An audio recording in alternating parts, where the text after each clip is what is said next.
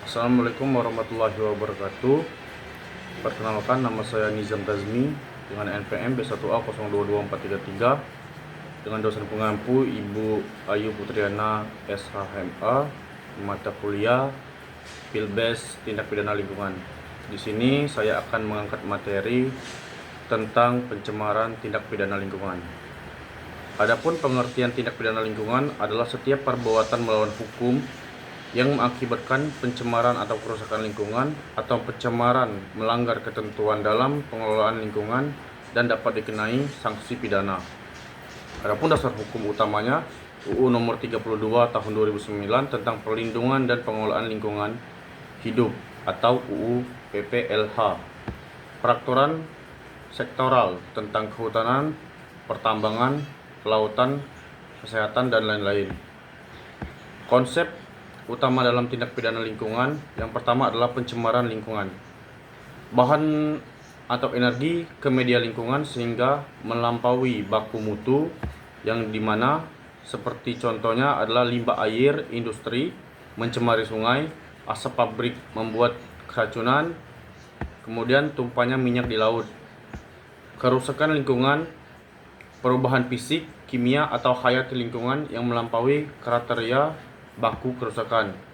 Contohnya adalah penambangan tanpa reklamasi, deforesitasi, penggalian tanah besar-besaran. Tanggung jawab sebagai korporasi, tidak hanya individu tetapi perusahaan sebagai badan hukum bisa dipidana termasuk pemimpin atau presiden direktur. Adapun unsur-unsur tindak pidana lingkungan adalah agar dapat dipidana harus memenuhi syarat atau unsur. Yang pertama, perbuatan aktif atau tidak melakukan kewajiban. Yang kedua adalah melawan hukum. Yang ketiga, adanya akibat nyata berupa pencemaran atau kerusakan. Yang empat, terdapat pelaku individu. Yang kelima, adanya hubungan sebab akibat antara perbuatan dan kerusakan pencemaran. Adapun jenis-jenis tindak pidana lingkungan dalam UU PPLH, yang pertama tindak pencemaran pasal 98 sampai 99 UU Nomor 32 Tahun 2009. Misalnya menghasilkan limbah melebihi baku mutu, membuang limbah berbahaya ke sungai atau di laut. Tindak pidana kerusakan lingkungan misalnya perhubungan tanpa izin, eksploitasi tambang yang menyebabkan longsor atau kerusakan tanah. Yang ketiga, tindak pidana administratif, misalnya tindakan tidak memiliki AMDAL, tidak memiliki RKL atau RPL, tidak melakukan pengolahan limbah. Yang keempat, tindak pidana korporasi, perusahaan atau badan usaha sebagai pelaku kejahatan lingkungan. Yang kelima, tindak pidana bateri atau bahaya berbahan dan beracun, misalnya menyimpan, mengelola, mengangkut, atau membuang limbah bateri tanpa izin. Adapun contoh kasus tindak pidana lingkungan yang pertama adalah satu, kebakaran hutan dan lahan atau karhutlah dilakukan oleh perusahaan sawit untuk membuka lahan. Yang kedua, pencemaran Sungai Citarum oleh pabrik tekstil. Yang ketiga, tambang emas ilegal yang merusak hutan dan menyebabkan banjir bandang. Yang keempat, tumpahnya minyak di laut akibat kapal tanker. Yang kelima, pembuangan 5 rumah sakit tanpa pengelolaan. Sanksi dalam tindak pidana lingkungan yang pertama adalah sanksi pidana penjara 1 sampai 10 tahun, dapat diberatkan jika melibatkan korban luka atau kematian. Yang kedua adalah sanksi denda 1 juta sampai 10 miliar rupiah terhadap korporasi, dapat dilipat gandakan.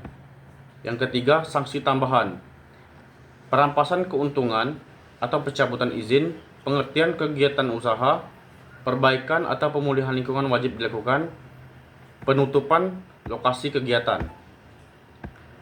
Penegak hukum tindak pidana lingkungan yang pertama adalah penegak administratif, dilakukan oleh pemerintah dan KLHK berupa teguran, pemaksaan pemerintah, pembekuan izin atau pencabutan izin. Kemudian penegakan secara perdata, gugatan oleh masyarakat atau ganti rugi atau class action, kemudian citizen lawsuit. Dan kemudian penegakan pidana dilakukan untuk perbuatan berat yang sudah menimbulkan pencemaran atau kerusakan. Aparat yang berwenang meliputi penyidik Polri, PPNS Lingkungan Hidup, Gakum KLHK, jaksa dan pengadilan. Peran masyarakat di sini adalah sebagai pengawasan lingkungan, melaporkan jika ada pembuangan limbah, mengajukan gugatan, mengikuti uji publik AMDAL, kemudian edukasi dan kampanye lingkungan.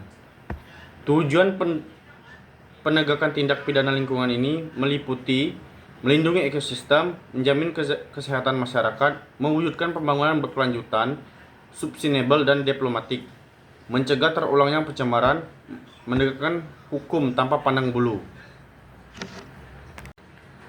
Adapun berbagai jenis-jenis kerusakan lingkungan hidup, yang pertama kerusakan air atau pencemaran air. Limbah rumah tangga, limbah pabrik, tumpahan minyak, penimbunan sampah di sungai dan laut, dampaknya bisa kematian biota air, penyakit pada manusia, dan air tidak layak dikonsumsi. Yang kedua, kerusakan udara atau pencemaran udara adalah emisi kendaraan, asap pabrik, pembakaran hutan, dampaknya seperti ISPA, pemanasan global, perubahan iklim, dan kabut asap. Ketiga, kerusakan tanah, bahan kimia pertanian, aktivitas tambang, pembuangan limbah bateri, dampaknya tanah tandus, gagal panen, serta penyemaran air tanah.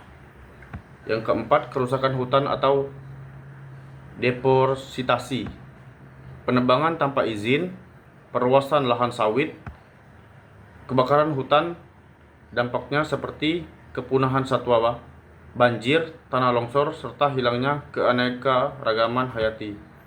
Yang kelima, kerusakan ekosistem laut, seperti penangkapan ikan dengan bom, pembuangan limbah ke laut, mikroplastik, dampaknya rusaknya terumbu karang, matinya biota laut, serta terganggunya rantai makanan.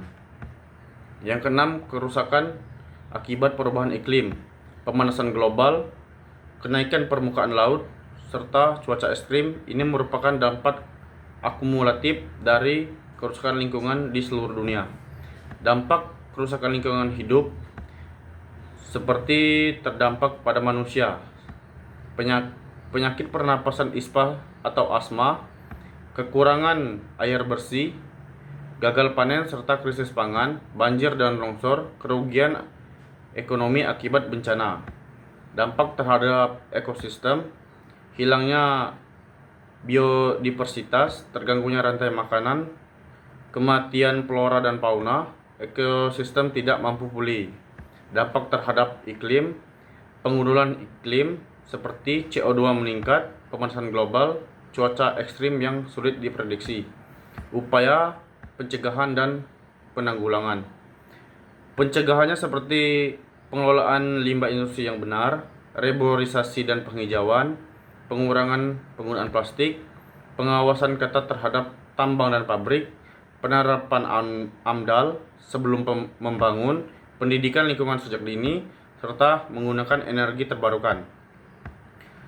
Penanggulangan atau pemulihan, yang pertama, reklamasi pada daerah bekas tambang. Yang kedua, pembersihan sungai dari sampah. Yang ketiga, restorasi hutan. Yang keempat, pengelolaan sampah bateri. Yang kelima, penegakan hukum lingkungan seperti pidana perdata atau administratif. Adapun dasar hukum kerusakan lingkungan, UU nomor 32 tahun 2019 tentang PPLH, PP tentang pengelolaan limbah bateri, Undang-Undang Kehutanan, Undang-Undang Minerba, aturan daerah terkait tata ruang, persampahan dan lingkungan. UU PPLH menerapkan prinsip yang dimana pencegahan, pengendalian, pemulihan, dan penegakan hukum.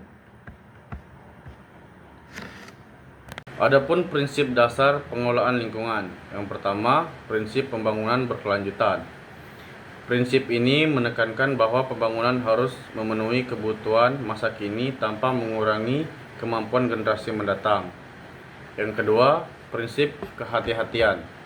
Jika suatu kegiatan berpotensi merusak lingkungan, maka pencegahan harus dilakukan meski bukti ilmiah belum sepenuhnya cukup. Yang ketiga, Polto-Peter Price Principle adalah pelaku pencemaran wajib menanggung biaya pemulihan lingkungan hidup. Yang keempat, prinsip partisipasi publik adalah masyarakat berhak ikut serta dalam pengambilan keputusan lingkungan, misalnya melalui uji publik AMDAL.